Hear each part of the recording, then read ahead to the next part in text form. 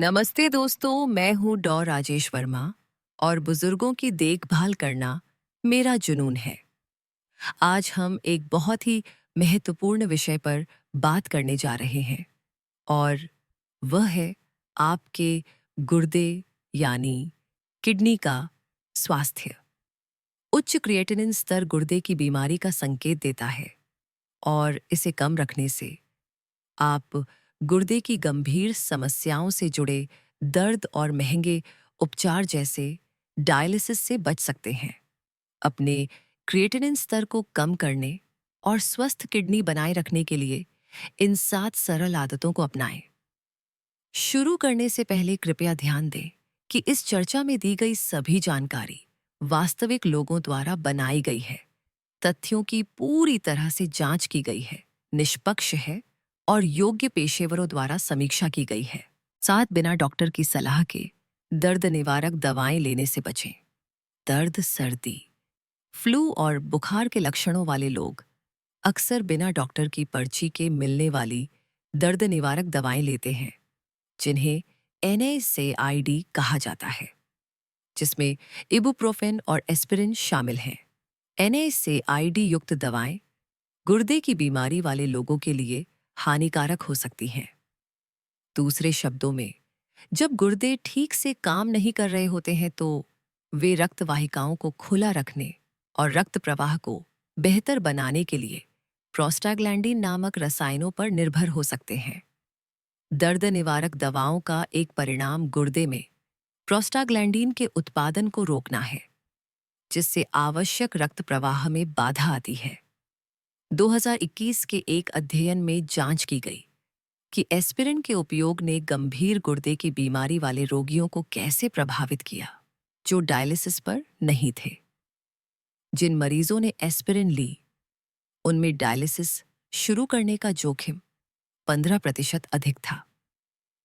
हृदय रोग को रोकने के लिए अक्सर एस्पिरिन निर्धारित की जाती है, लेकिन यह गंभीर गुर्दे की बीमारी वाले लोगों के लिए परिणाम खराब कर सकती है। इसके अलावा दर्द निवारक के साथ कैफीन लेने से गुर्दे की क्षति का खतरा बढ़ सकता है। कैफीन रक्तचाप बढ़ाता है और निर्जलीकरण का कारण बनता है, जिससे रक्त प्रवाह और कम हो सकता है। यदि आप ये दवाएं लेते हैं तो खूब पानी पीना सुनिश्चित करें, या यदि आपको गुर्दे की बीमारी है तो उनसे पूरी तरह बचें।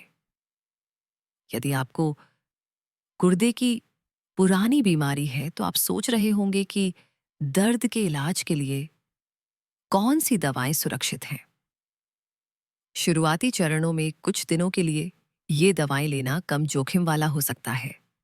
हालांकि आपके गुर्दे के विशेषज्ञ को आपके दीर्घकालिक उपचार की निगरानी करनी चाहिए। उच्च खुराक लेने से इलेक्ट्रोलाइट असंतुलन, उच्च रक्तचाप और गुर्दे की क्षति का खतरा बढ़ जाता है। अपने डॉक्टर से सलाह लें कि आपके लिए क्या सुरक्षित है। कोई भी दवा लेने से पहले हमेशा लेबल की जांच करें। अधिक फाइबर खाएं। अपने आहार में फाइबर यानी रेशेदार भोजन को बढ़ाने से उन पुरानी बीमारियों को रोका जा सकता है जो गुर्दे को नुकसान पहुंचाती हैं। फाइबर के कई फायदों में से एक शरीर में क्रिएटिनिन की मात्रा को कम करना है। ऐसा इसलिए है क्योंकि फाइबर का सेवन आंत के बैक्टीरिया को पोषण देने में मदद करता है, जो क्रिएटिनिन को तोड़ने और सूजन को कम करने में मदद करते हैं। फाइबर कब्ज को रोकने और कोलेस्ट्रॉल, रक्त शर्करा और रक्तचाप को संतुलित करने में भी मदद करता है। 2022 के एक विश्लेषण ने गुर्दे की क्षति पर फाइबर 7 के प्रभाव की समीक्षा की।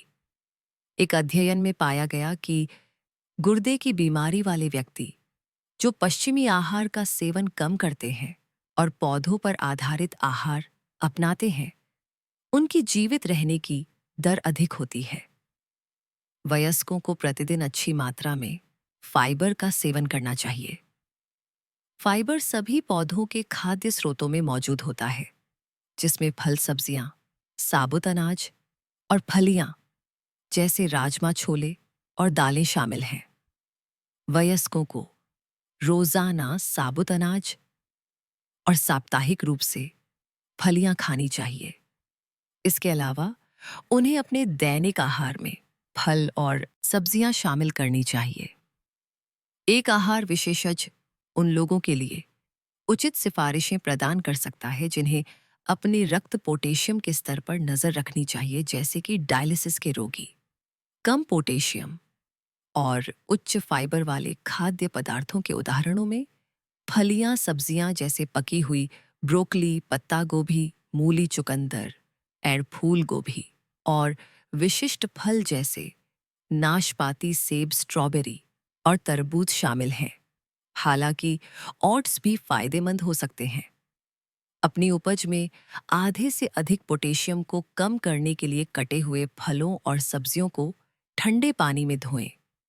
इसे काटने से धोने के लिए सतह का क्षेत्रफल बढ़ जाएगा। पश्चिमी आहार में आमतौर पर फाइबर कम होता है।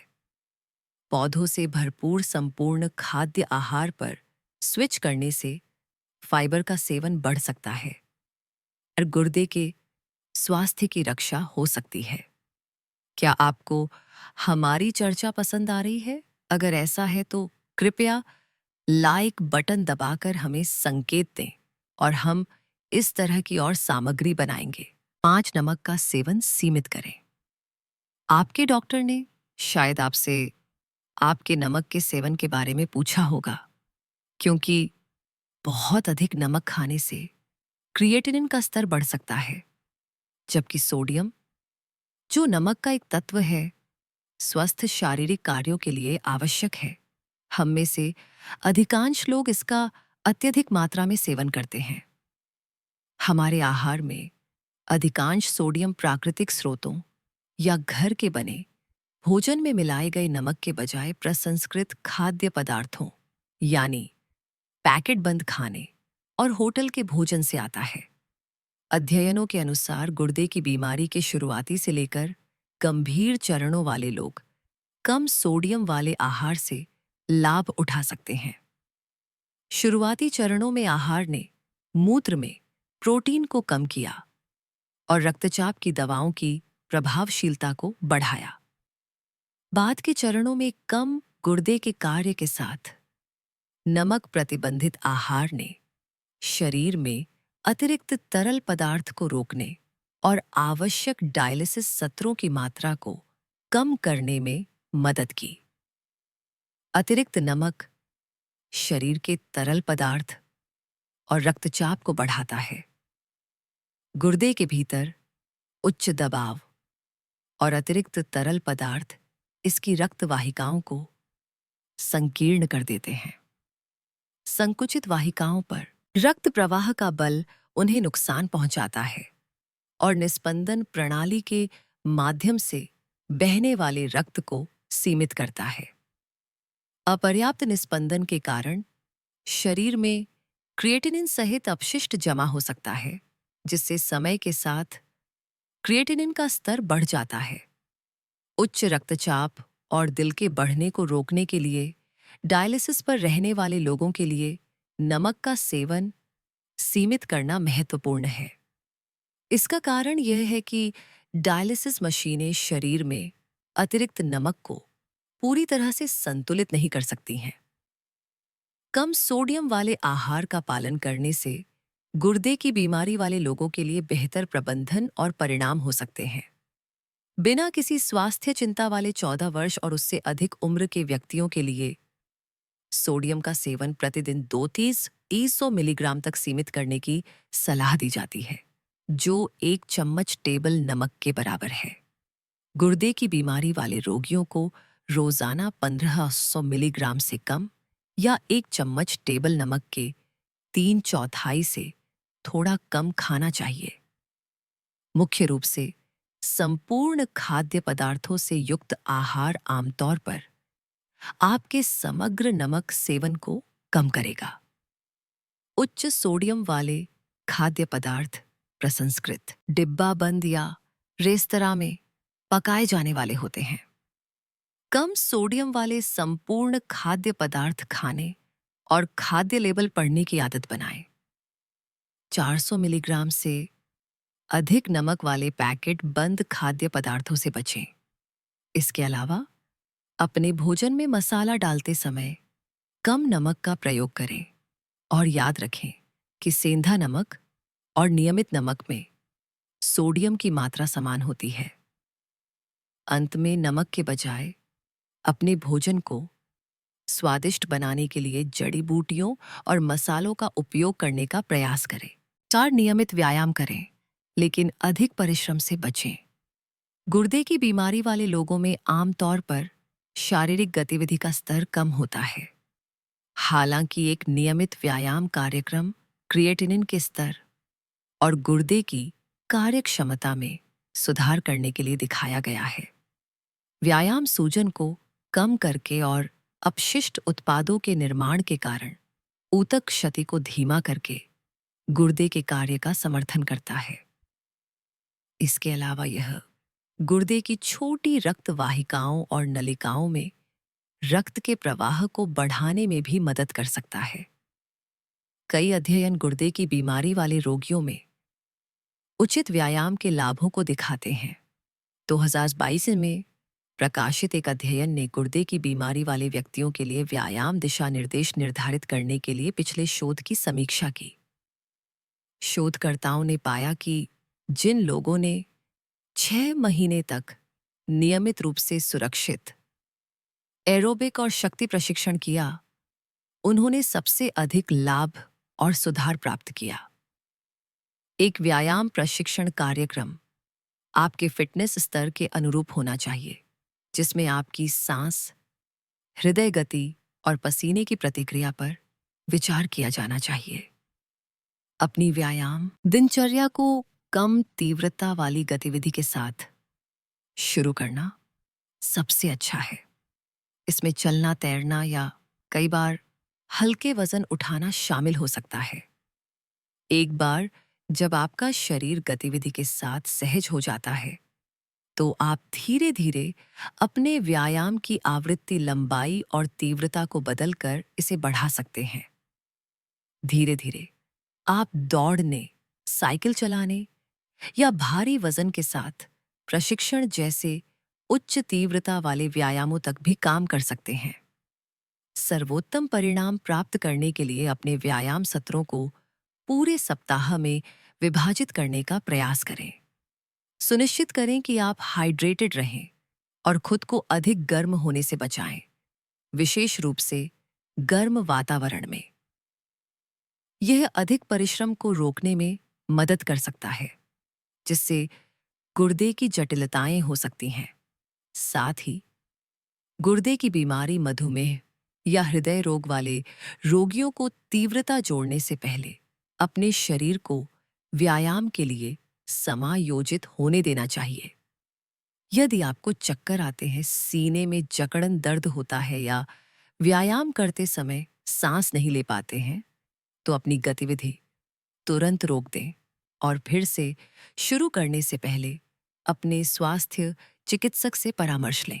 अपनी उपचार योजना में नियमित व्यायाम को शामिल करने से आप स्वस्थ रह सकते हैं और अपनी पुरानी किडनी की बीमारी का प्रबंधन करने में मदद कर सकते हैं। 3, धूम्रपान बंद करें। गुर्दे के स्वास्थ्य पर धूम्रपान के प्रभाव सर्वविदित हैं। जो लोग धूम्रपान करते हैं, उनमें गुर्दे की बीमारी तेजी से बिगड़ती है। सिगरेट के धुएं में पाए जाने वाले रसायन जैसे निकोटीन गुर्दे की छोटी रक्त वाहिकाओं को संकीर्ण कर सकते हैं। इसके अलावा लंबे समय तक धूम्रपान करने से अंततः एथेरोस्क्लेरोसिस और गुर्दे की धमनी का स्टेनोसिस जैसी स्थितियां हो सकती हैं। इन स्थितियों के परिणाम स्वरूप प्लाक नामक वसा जमा होने के कारण रक्त वाहिकाओं की दीवारें सख्त हो जाती हैं, जो गुर्दे में रक्त के प्रवाह को कम करती हैं, रक्तचाप बढ़ाती हैं और गुर्दे की निस्पंदन प्रणाली को नुकसान पहुंचाती हैं। एक अध्ययन से पता चला है कि अधिक धूम्रपान उच्च क्रिएटिनिन स्तरों से जुड़ा था। अच्छी खबर यह है कि धूम्रपान छोड़ने से आपके क्रिएटिनिन के स्तर कम हो सकते हैं।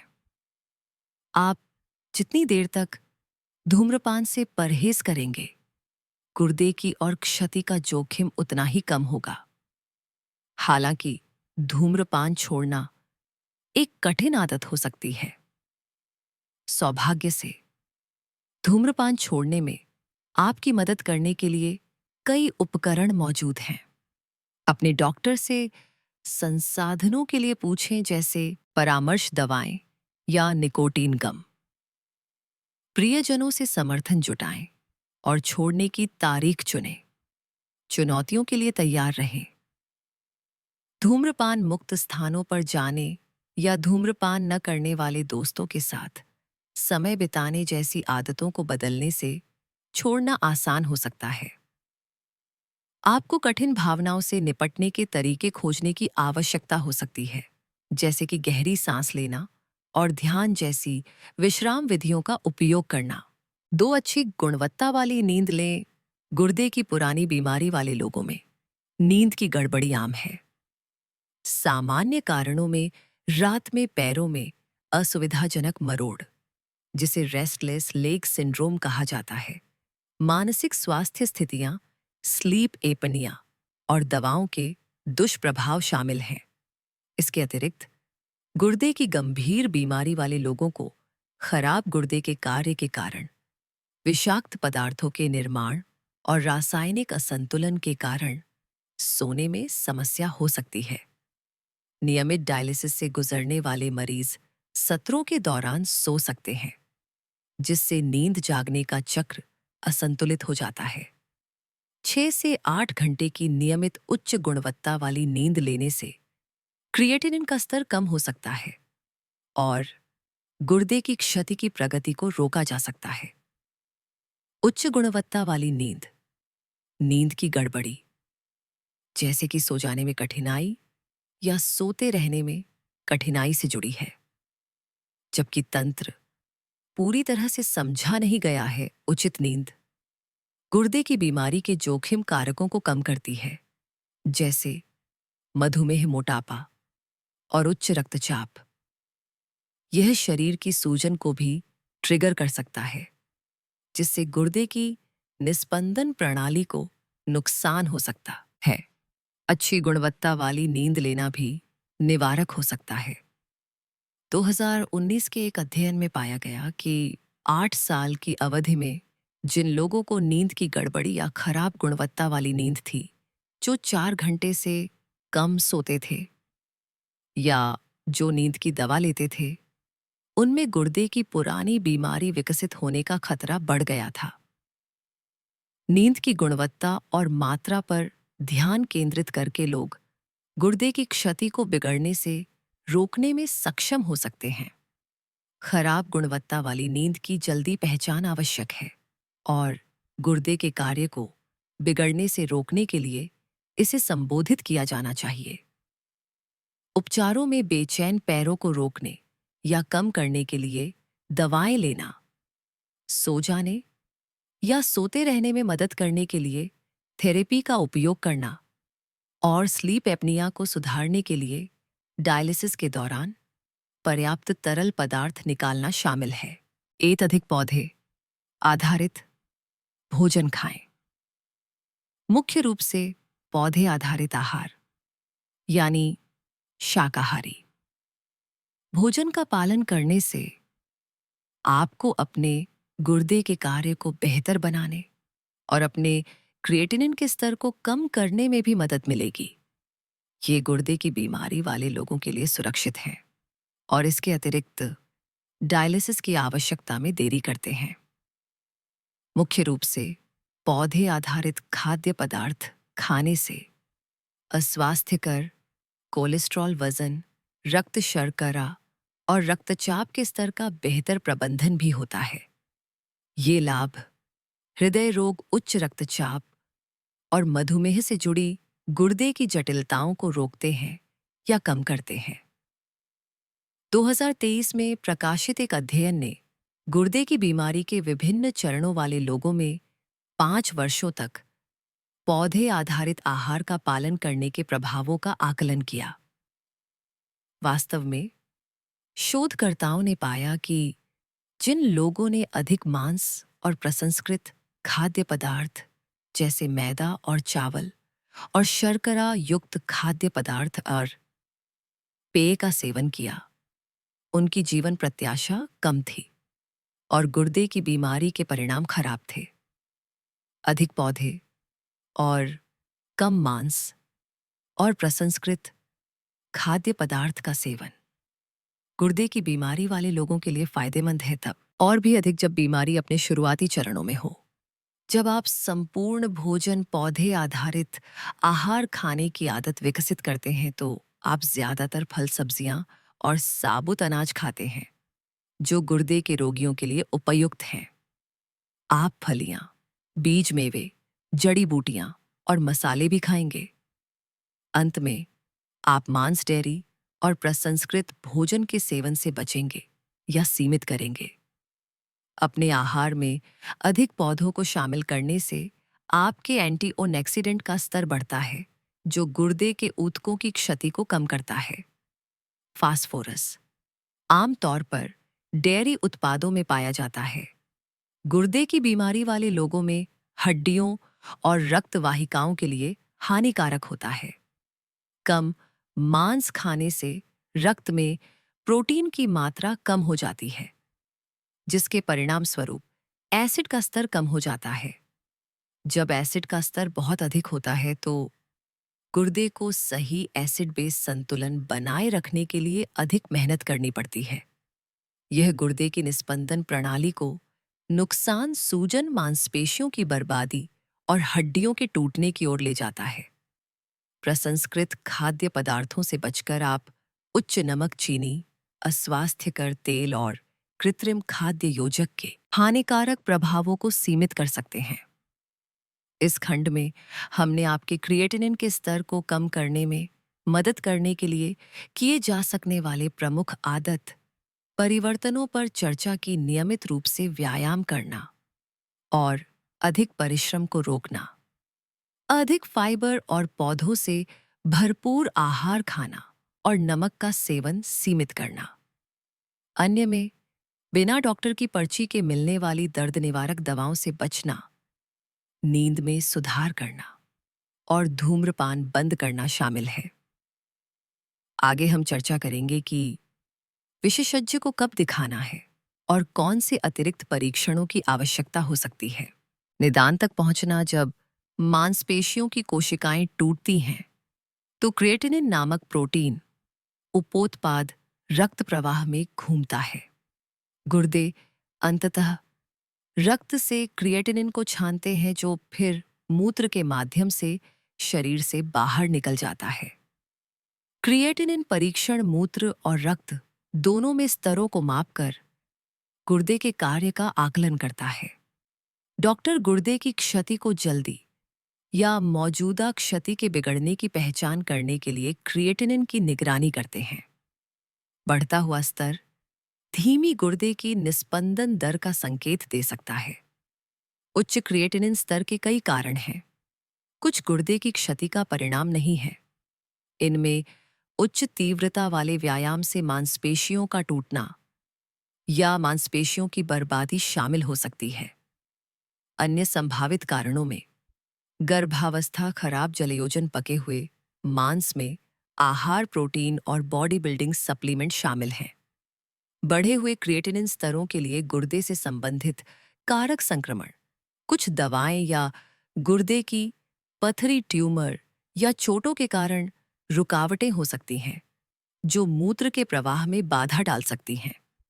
स्वास्थ्य स्थितियां जैसे मधुमेह, उच्च रक्तचाप, दिल की विफलता और अधिक वजन भी आपके गुर्दे की क्षति के जोखिम को बढ़ाते हैं। यदि आपके पास उच्च क्रिएटिनिन का स्तर है तो अंतर्निहित कारण का जल्द से जल्द इलाज करने से गुर्दे की क्षति को रोका या धीमा किया जा सकता है। आपको नेफ्रोलॉजिस्ट यानी गुर्दे या गुर्दे से संबंधित स्थितियों में विशेषज्ञता रखने वाले डॉक्टर को देखने की आवश्यकता हो सकती है। यदि आपको उच्च रक्तचाप या मधुमेह जैसी स्थितियां हैं जो गुर्दे को नुकसान पहुंचा सकती हैं, तो अपनी देखभाल में एक नेफ्रोलॉजिस्ट को शामिल करना भी मददगार हो सकता है।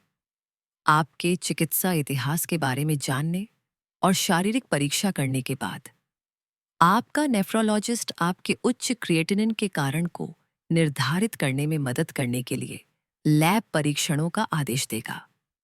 इन परीक्षणों में आपके रक्त कोशिका की गिनती और अन्य स्तरों की जांच करने के लिए रक्त का नमूना शामिल हो सकता है। वे मूत्र परीक्षणों की भी जांच करना चाहेंगे। कभी-कभी लार का नमूना आनुवंशिक परीक्षण के लिए मददगार हो सकता है, ताकि किसी भी आनुवंशिक विकार को दूर किया जा सके जो आपके गुर्दे को प्रभावित कर सकता है। इमेजिंग अध्ययन गुर्दे की कल्पना करने में मदद करते हैं। इन परीक्षणों में अल्ट्रासाउंड, एक्सरे, सीटी स्कैन और एमआरआई शामिल हो सकते हैं। आपका डॉक्टर बायोप्सी का अनुरोध कर सकता है, जिसमें वे संदिग्ध या अज्ञात स्थिति का निदान करने के लिए गुर्दे के ऊतक का नमूना प्राप्त करते हैं। इलाज एक बार जब आपके उच्च क्रिएटिनिन का कारण निर्धारित हो जाता है, तो विभिन्न उपचार विकल्प उपलब्ध हो सकते हैं। उच्च रक्तचाप, मधुमेह या दिल की विफलता वाले लोगों के लिए इन स्थितियों का प्रबंधन गुर्दे के कार्य को बनाए रखने में मदद कर सकता है। जीवन शैली में बदलाव जो फायदेमंद हो सकते हैं, उनमें दवाएं लेना, कुछ प्रकार के खाद्य पदार्थों को शामिल करना या बाहर करना, नींद में सुधार करना, तनाव के स्तर को कम करना, व्यायाम करना और वजन का प्रबंधन करना शामिल है। गुर्दे की पुरानी बीमारी की दर लगातार बढ़ रही है और दैनिक आदत में बदलाव के साथ इसे रोका जा सकता है। किडनी मेडिसिन में प्रकाशित 2023 की समीक्षा के अनुसार जीवन शैली में बदलाव क्रिएटिनिन के स्तर को प्रभावित कर सकते हैं और प्रत्यक्ष या अप्रत्यक्ष रूप से गुर्दे के स्वास्थ्य को प्रभावित कर सकते हैं। विश्लेषण से कई निष्कर्ष थे। व्यायाम ने क्रिएटिनिन के स्तर में सुधार पर सबसे महत्वपूर्ण प्रभाव डाला। आहार संबंधी हस्तक्षेपों ने रक्तचाप को नियंत्रित करने और मूत्र में प्रोटीन रिसाव को कम करने में मदद की। वजन घटाने और रक्तचाप प्रबंधन का संयोजन गुर्दे के स्वास्थ्य पर सकारात्मक प्रभाव डाल सकता है। जीवन की गुणवत्ता में समग्र सुधार हुआ था। जो लोग सकारात्मक बदलाव करते हैं, उनके गुर्दे के स्वास्थ्य के परिणाम बेहतर हो सकते हैं। हालांकि यह स्पष्ट नहीं है कि कौन से जीवन शैली में बदलाव और उनके संयोजन से सर्वोत्तम परिणाम मिलते हैं। गुर्दे की बीमारी आमतौर पर बाद के चरणों में प्रतिवर्ती नहीं होती है। गुर्दे की बीमारी की गंभीरता के आधार पर कुछ लोगों को दीर्घकालिक डायलिसिस की आवश्यकता हो सकती है। एक डायलिसिस मशीन रक्त से अपशिष्ट और अतिरिक्त तरल पदार्थ को छानती है, जो आपके गुर्दे सामान्य रूप से करते हैं। यह रात में घर पर पेरिटोनियल डायलिसिस के माध्यम से या सप्ताह में कुछ बार क्लिनिक में हेमोडायलिसिस के साथ किया जा सकता है। लंबी अवधि के डायलिसिस वाले रोगियों को गुर्दे के प्रत्यारोपण के लिए माना जा सकता है। अपने स्वास्थ्य की स्थिति की निगरानी करना आवश्यक है। गुर्दे की क्षति से संबंधित स्वास्थ्य स्थितियों का इलाज करना, जैसे उच्च रक्तचाप, कम लाल रक्त कोशिकाएं और मधुमेह, आपके शरीर के अन्य हिस्सों में जटिलताओं को रोकने में मदद करता है। आपने क्रिएटिनिन और गुर्दे के कार्य के साथ इसके संबंध के बारे में कई मौलिक तथ्य सीखे हैं। क्रिएटिनिन का स्तर गुर्दे की क्षति का प्रारंभिक संकेतक हो सकता है और गुर्दे की बीमारी की प्रगति की निगरानी के लिए उपयोग किया जाता है। जब गुर्दे रक्त को छान नहीं सकते और अपशिष्ट को ठीक से नहीं हटा सकते, तो स्तर बढ़ सकता है। बढ़ते क्रिएटिनिन से जुड़े कारकों में उच्च रक्तचाप, मधुमेह और अधिक वजन जैसी स्वास्थ्य स्थितियां शामिल हैं। उच्च क्रिएटिनिन के स्तर को कम करने में मदद करने के लिए छोटे दैनिक जीवन शैली में बदलाव करना शुरू करने में कभी देर नहीं होती है, क्योंकि वे आपके गुर्दे के कार्य और समग्र स्वास्थ्य को महत्वपूर्ण रूप से लाभान्वित कर सकते हैं। जबकि गुर्दे की पुरानी बीमारी प्रतिवर्ती नहीं हो सकती है। इन 7 लाभकारी आदतों को लागू करने से आपकी स्थिति बिगड़ने से बच सकती है और आपके जीवन की गुणवत्ता में सुधार हो सकता है। अंत में मैं आपको एक महत्वपूर्ण सीख देना चाहती हूँ। अनुशासन ही अच्छे स्वास्थ्य की कुंजी है। हम अक्सर अपने शरीर को हल्के में लेते हैं, लेकिन याद रखें कि आपका शरीर ही वह एकमात्र घर है जिसमें आपको जीवन भर रहना है। इसकी देखभाल करना आपका सबसे बड़ा कर्तव्य है। अपनी आदतों में छोटे छोटे बदलाव करके आप एक लंबा और स्वस्थ जीवन जी सकते हैं। हमें उम्मीद है कि आपको क्रिएटिनिन के स्तर को कम करने में मदद करने वाली 7 दैनिक आदतों के बारे में यह जानकारी पसंद आई होगी। कृपया अपने विचार नीचे कमेंट्स में ज़रूर लिखें। यदि आपको यह जानकारी उपयोगी लगी तो हमारे चैनल को सब्सक्राइब करें और इस महत्वपूर्ण जानकारी को अपने सभी दोस्तों और परिवार के साथ शेयर करें। स्वस्थ रहें, खुश रहें और अपना ख्याल रखें। नमस्ते।